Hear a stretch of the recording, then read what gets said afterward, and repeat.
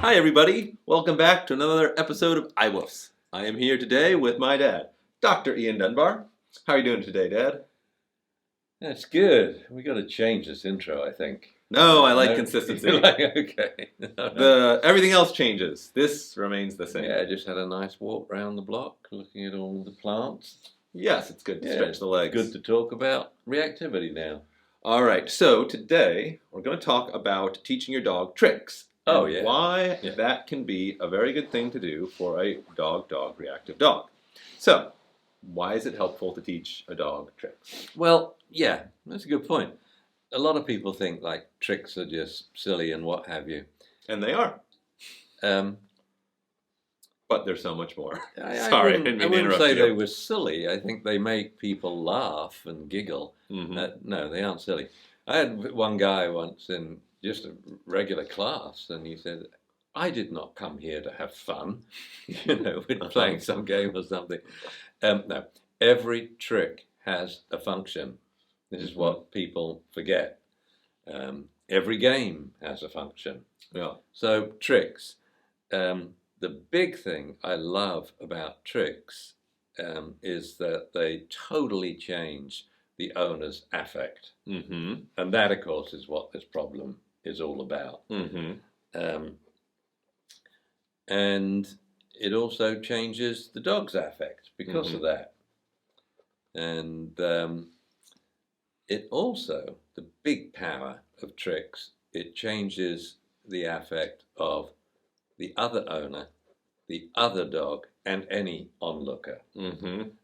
Especially those tricks, which is a large number, which involve essentially teaching a dog to perform a friendly appeasement gesture on cue. What are some examples of those? Some examples. Well, they all have to do three major parts of the body. I concentrate on the elbow, bending the elbow, very good sign. The tongue, sight of the tongue.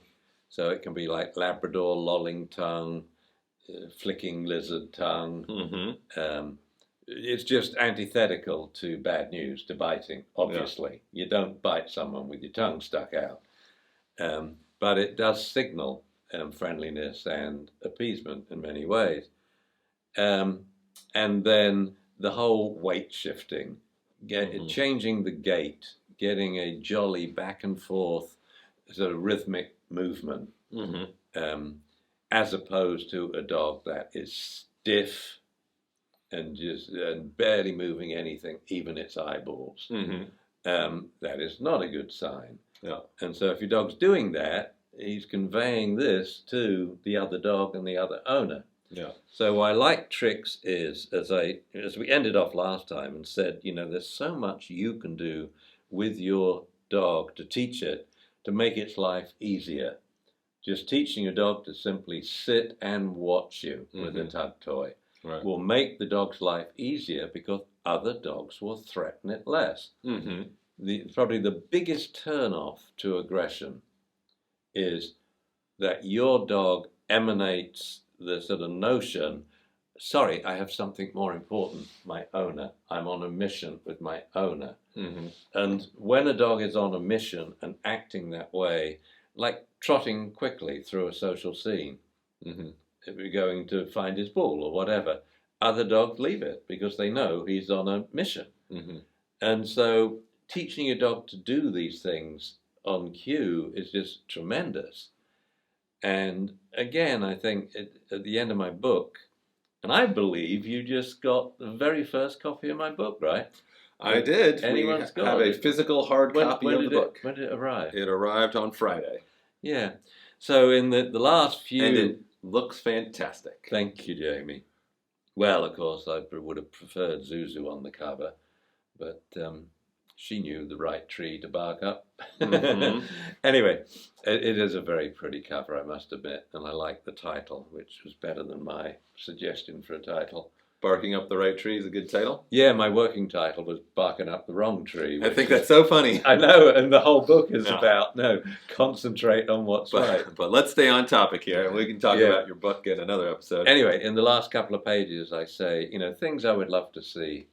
And I would love to see someone walking down the street, and I'd really like it to be an old man with not a smile on his face, you know, and just with definitely a German Shepherd, and then I'd like to see him stop and just have his dog, give him a high five, or even dance with him, or maybe a play bow. Well, that would be at the end of their little performance, and play bow to each other, and then walk on again. Yeah, and it would make me feel so happy that, you know, because I've talked about it for 40 years, and you know, I've yet to see it. Yeah. Wow. Anyway, so yeah, when you're out walking, every 25 yards, do something.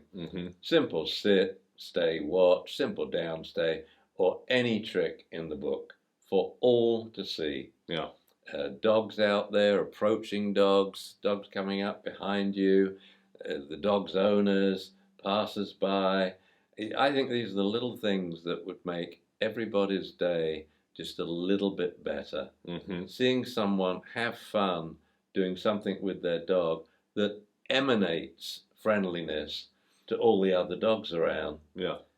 And again, every 25 yards, stop and enjoy your dog, and then the reward is let's go. What are some of the easiest tricks to teach that you think are the most valuable in terms of putting other dogs and other people at ease? All the elbow bending ones. So you take one step back, which turns your dog's backside to the other dog, and then sit.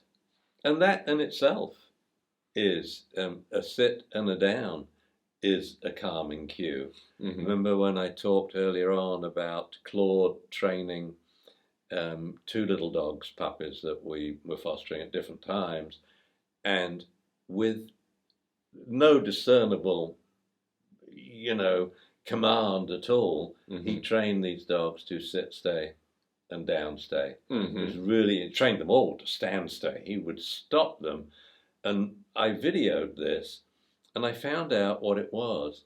That, you know, he'd be down there sniffing forever, and the puppy out of control would come bundling down, and he would just stop sniffing and raise his nose 2 inches from not moving his body at all in any other way, lift his nose from the ground 2 inches, and this dog stopped in a stand stay like he had got an electric shock. And then after a while, and he's not looking at Claude, he's like, and then he sat. He's like, will this stand do? Let me try sit. And then eventually a down. And I just thought, I've just seen a dog train this really fast-moving, out of control, very difficult to train dog to stand, stay, sit, stay, and down, stay in the space of a minute and a half. And it was just amazing. So dog under control, sitting on a mission, down on a mission, looking at you. Then we can go into shake. So shake, and then the other hand, and then we've got... So shake is the dog presents one paw into your hand. And you say, oh, hello, pleased to meet you, right? And then other paw, I'm pleased to meet you too. And then we got high fives, you know. So how would you teach a skill like shake or high five? You get your dog to sit. And I just hold my hand out. And what's the behavior problem that every puppy has? It paws your hand. And so I just take hold of it. There's a good dog, thank you. And sit, which means remove your paw and go back to sitting position again. Then I do it again. Then I do it with the other hand. So the lure is as simple as putting your hand out. Because dogs have a natural tendency to paw. Most of it is. For all the elbow bending stuff, because the dog is so primed to do it. He wants to, even a dog that's lived with an owner, for years, for a decade, and knows them inside out, they'll still offer these friendly appeasement gestures, as do dogs do on nearly every greeting. It's so important never to have dissension in the pack. And so the hierarchy is set early on, and it's maintained by preferred appeasement. It's not a dominance hierarchy. The hierarchy isn't maintained. We will maintain this. I'm top dog, you're nothing. You understand? You're an ant. That's not the way dogs do it. It's done by, yes, we may have kerfuffles in the developmental establishment of a rank order or hierarchy, Yeah. but how it's maintained is on any greeting, the underdog just acknowledging friendliness and appeasement. Mm-hmm. It's kind of like military salutes, Mm-hmm. who salutes who and first, and so on and so on. And it just signals. So it's established, and that's how it's maintained. Mm-hmm. And so dogs are just so hardwired, they can't barely keep their paws on the ground when they greet you and they've lived with you. Yeah. Um, Have you ever met or worked with a dog who did not voluntarily give you that pawing elbow bend? Oh yeah, because I'd first met them and they weren't sure of me yet. I mean, always. It's very interesting. Like one of my roles in life is a dog trainer, I guess, and people who've lived with a dog for 3 years and the dog trusts, Mm-hmm. then say, "Well, you show me how to do it." So someone who the dog's just met and has no trust in at all, Right. because of all the stuff that's been, we're scared of humans, we're scared of other dogs, we're scared of our own shadow. Now they want me to work with the dog. So the knack of being a trainer is how to get a dog quickly to accept you Yeah. as the best bud in the world. Mm-hmm. And that's where the rapid come-sits come in. Mm-hmm. Come sit treat, come sit treat, come sit treat, come sit treat. There's no quicker way to get a dog to bond with you Mm-hmm. or anyone. So if you presented your hand and you didn't get that paw, you do a bunch of come sit treats? I would then move to teaching lick the palm. So I'd move to the tongue, Uh-huh. and so I'd say up and take it from like this between the palm of my hand, and then take it, and then take it, and then off, Mm-hmm. and take it. And stepping back each time, so the dog has to show. You see, that short 2-step approach Mm-hmm. tells you everything. Mm-hmm. And it's like I tell vets, I tell animal control, anyone groomers, anyone who has to touch a dog that doesn't know them, Mm-hmm. come sit, come sit, come sit, offer the food. If it comes 3 times in a row voluntarily on a very loose leash, Mm-hmm. and it takes the food from your hand, those are 2 of the biggest temperament tests in the world. Mm-hmm. So do some more of them now, because it's also cementing the bond. Anyway, no, I would do things. I would tap him behind the pastern. The elbow? The back of the. Don't go Okay. through anatomy. I did anatomy The 50 years. forearm? Behind the paw. Forepaw? Just above the bottom of the forepaw. Okay. Yeah. Give a little tap as Yeah, little tap, so he bends it. Good dog. Then put my hand out Mm-hmm. and keep doing it. And I probably wouldn't use food for this stuff. And then, it's pour in the hand and hold it. Mm-hmm. Then pour in the hand. A lot of people teach targeting, which is good. Once you got the dog to touch your hand, you can now essentially lure without food in it. Mm-hmm. So I like that approach. When we're moving on to other more complicated friendly behaviors like play bow, that's where I would go to food luring, because it's so quick. Mm-hmm. And so, we go sit like this and then down like this for down. This time we want to go down but come forward, so the dog takes 2 little mini steps forward and then collapses on his elbows. But the problem is the rump may collapse. Right. So what I do is I slip this hand in, not touching the belly, but it's there should the dog try and lie down, and I just keep it solid. Uh-huh. So if the dog tries to play bow, go down like this, he hits it and then comes up, and then keep them in a play bow. We stretch the food lure out. But also rhythmic movements. Mm-hmm. So what do? We do toe taps. So if we got the pawing down, then they can tap a toe, one toe, then the other toe. How you've seen it, all the doggy dancing moves, Mm-hmm. because that gets the dog's body moving, and its butt is then wagging. Mm-hmm. And then we do back and forth. So you're saying you get it to first do shake or high five, and then you use that kind of to alternate? Or training it to target the hand as a specific exercise, Mm-hmm. which you can shape if you want. or you just wait and reward train for it. Mm-hmm. Most dogs, if you do that in front of them, they're going to do one or two things: sniff and then lick, Mm-hmm. or paw. Right.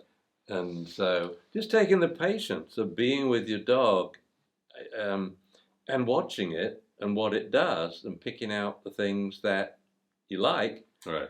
And there's an awful lot there, but people don't really, if you watch them, very few people actually interact with their dogs and get them to do little things. Like whenever I come to a door, I'll say sit, and then I say, no, sit back.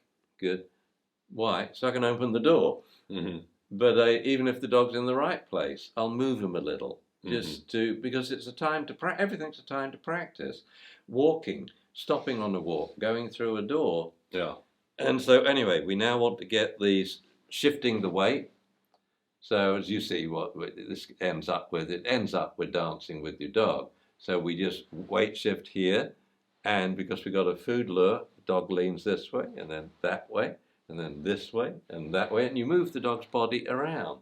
And then backwards, sit, back, sit forwards, and sit back and sit forwards, and come, sit, and then I like come, for, heel back.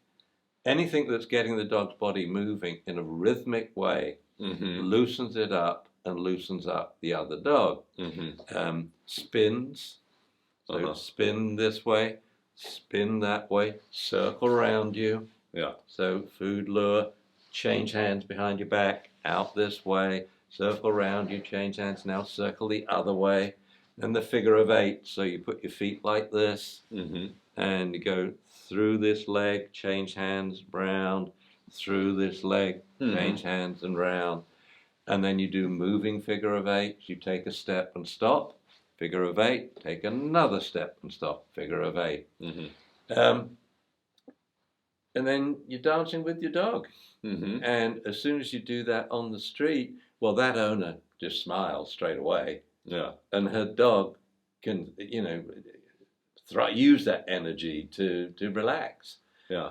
Because it's all about, if you've done a good job with your dog, and you've done all these exercises with your dog, and your dog is cool, it's all about handling the other owner's anxiety and feelings.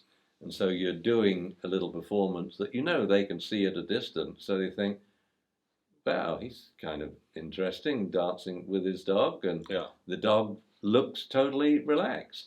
But as they get closer, then it's sit front, and watch. Eventually, I just stop, and my dog will automatically sit at heel and look at me. But I do that with every other dog approaching, every jogger approaching, every skateboard approaching. I want my dog in control, because as soon as you get to moving pieces, it can go to hell in a handbasket so quickly. A sudden movement from one dog, or this is happening, and then a car backfires, or a great big truck, hisses its brakes. Yeah. And that sort of sudden thing on top of all what's going on, boom. It's amazing when you see two dogs who have gone motionless and they're eyeballing. I mean, there's a beautiful bit in the off-leash growl class that the first one that was ever televised in my first TV program. This little black dog he was the bullet man. He could go off so fast that he's 8 feet away before you know it, and spun the owner around. Yeah. And he froze right in the middle of this off-leash session. And I think I said to her, distract him, get him back to you, clap your hands, step backward, do something. You've got to break it. He's frozen, don't you? He's going to blow up any minute. And it's so tense. It's like those parts in the stupid parts in every movie, whenever there's a bomb to defuse, I think, oh God, we've got to now go through 5 minutes of the last 10 seconds of the countdown, and that's what it's like. You're on tenterhooks, and so's this other dog over here. And one movement, anything, any noise from the owner, owner bringing out a food treat, you know, and it's going to explode. And the lovely thing, I just watched it 2 nights ago to see what it's like. I mean, God, they're talking 30 years ago. And I had got these dogs off leash, 7 of them, with my voice. Now, the one thing I didn't like was I was raising my voice. Why? Because it worked. And so since then, the whole thing is about, can we do the same, but not having to raise our voice? And indeed we can. And this, to me, is what's very clear in my mind now. We've cemented it. You don't have to raise your voice, and you probably shouldn't, unless it's an emergency. And that means you've got to train your dog that if you raise your voice, it's not anger, it's urgency. And that's a very simple, easy exercise. Okay. But on the topic of tricks, we're thinking bending elbows, we're thinking high fives, shake, play bows, we're thinking tongue, licking, and yeah, I like licking the back of the hand, but I do. Do you ever train a dog to stick out their tongue? I don't think I've ever heard of you doing that. We had a competition amongst serious trainers to teach a dog to wag on cue, easy, but to stop wagging on cue, reward training only. And the winner went to Hawaii, I think, for 2 weeks. Expenses paid by Sirius. Oh, wow. And it was unbelievable, the demo. And it was a fast wagger. Well, the wag bit was, you know, wag, and then no wag. It was impressive. So that was one of my serious trainers. But is wagging a behavior that will put other dogs at ease? Depends on the type of wag, right? You see, and the dogs can interpret them. Right. Well, a cued wag is a happy wag, but there's many other types of wag. So, like if you imagine the terrier, so low amplitude, high frequency. No, that means I'm a little tensed and paying attention now. Yeah. But then you have the very slow shepherd sweep, the cattail wag. Yeah. No, does not mean I'm happy. Yeah. This means I'm intensely focused on something. But the high amplitude, high frequency is usually a happy wag. So we've been talking about putting tricks on cue, where the tricks are behaviors that are natural body language that puts other dogs and other people at ease.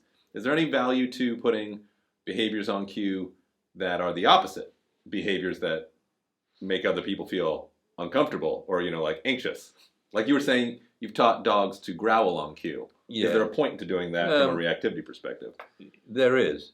But first, not only if you stop every 25 yards on a walk and do a couple of tricks, not only does it put the other dog and owner at ease, it puts you at ease and your dog, and it literally changes your brain. Yeah. You're going to get a splosh of dopamine, you know, probably a bunch of serotonin as well. Yeah. And your anxiety is going to drop. You can't, it's very difficult to laugh and get stressed and feel anxious at the same time. Laughter is an amazing medication. It really is for, you know, behavioral endocrinology and neurotransmitters. Yeah. A single laugh and you feel different. A single smile. Since we are the dog owners, I consider that our duty to make other people feel better about life. But now back to, would I ever teach a dog to growl and bark on cue? Absolutely. Why? Because it's the only way to teach them to shush on cue. And the thing you must stop, you must control, is vocalization. Because as soon as your dog vocalizes, just barking even, if it's focused on another animal, if it's lunging as well, immediately your dog is a bad dog. Right. It's very noticeable to everyone around. Oh, yeah, even if they don't see your dog. Yeah. And the growling, especially. Yeah. And as soon as a dog vocalizes, they are blinded to the dog's behavior. See, often these dogs are also putting out 50 or so friendly appeasement gestures a minute, but the owners can't read that because all they hear is the growl. Yeah. So we teach growl on cue by tug, So growl on cue, 1, 2, 3, 4, Mhm. you know, request, lure, the lure in this case is playing tug and encouraging your dog, and then behavior, the dog growls, praise, and then you say, shush, All right. and you go still. Yeah. And the dog, and it like the dog's like, and you say, shush, you